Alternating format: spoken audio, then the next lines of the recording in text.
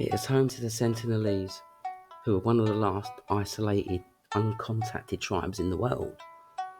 Located in the Bay of Bengal, which is part of the Andaman and Nicobar Islands, it's protected and owned by the Indian government, who have established a perimeter around this island, protecting both the tribe and visitors.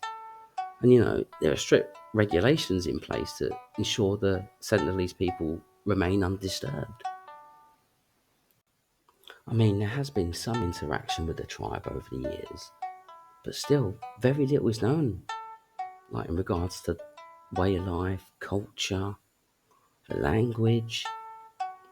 They continue to live in this, how can I put it, like traditional hunter sort of gatherer lifestyle.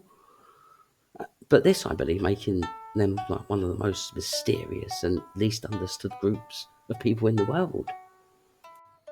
The isolated Sentinelese, who have lived on this island for thousands of years with minimal contact with the outside world, a strong desire for isolation and their fierce protection of the homeland, they are known for their hostility as well and will attack anyone attempting to reach the island. They have repeatedly attacked approaching vessels, whether the boats were intentionally visit the island or simply just stuck on the surrounding coral reefs. And this is true. They have fiercely resisted outside contact for generations. And all attempts at breaching this island, results in almost barbaric violence by the sounds of it.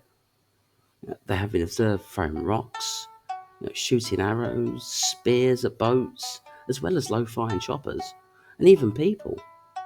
And these attacks, they have resulted in serious injury and even death. In 1974, a National Geographic film crew attempted to document the tribe.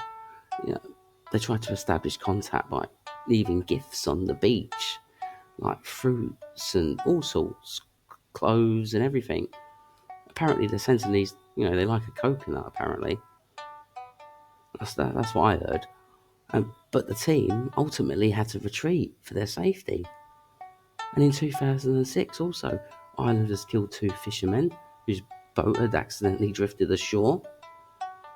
But the most well-known incident, occurred in 2018 when an American missionary, they tried to illegally attempt contact with the islanders. I think it was three separate occasions they were caught trying to bribe and pay local fishermen to transport them to the island. And eventually they got there, in an attempt to convert the Sentinelese into Christianity. We all know how that's going to end up, don't we? They were killed, all of them.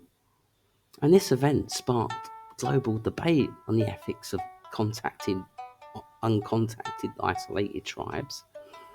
And there's also raised questions about, the preservation of the cultures as well. In 2006, after a tragic tsunami hit the Indian Ocean, it was actually reported that the Sentinelese had survived the disaster. Now, even though in the surrounding area there was, it was hundreds of casualties and deaths, but the Sentinelese, they survived it. And this just showcases their resilience and capabilities to, survive in their remote environment. To me, they must be like masters of the elements. They don't have any fancy equipment or anything like that, but they had the least casualties in this tsunami. It's unbelievable. I believe there's another story about a couple of the tribe. They were hijacked and they passed away before they even got there to where they were going. And this is another reason why the place is protected.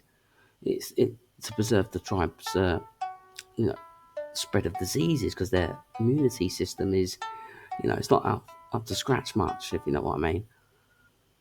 And to preserve the culture as well, of course, but also disease. The Indian authorities recognise the Sentinelese people's desire to be left alone, restricting outsiders to remote monitoring only, by boat or sometimes air, from a reasonably safe distance, I would imagine. And the Indian government, also, they will not prosecute the Sentinelese for killing people. in the event of an outsider, venturing, breaching ashore, as the island is a protected area of India. And in 2019, this is unbelievable, the government of India excluded 29 islands, one of them being the North Sentinel, from the RAP, Restricted Area Permit. And believe it or not, in a major effort to boost tourism. Now, what's going on there? I think this just sounds insane. I don't think that's a good place to be advertising tourism. The government's Home Ministry stated that the relaxed prohibition of visits was also intended to allow researchers and anthropologists, with approved clearance, of course, to finally visit the islands. It sounds insane, doesn't it? But, I think we've covered a little bit. Thank you for joining me. If you enjoyed this, let us know. Thank you. See you at the pond next time.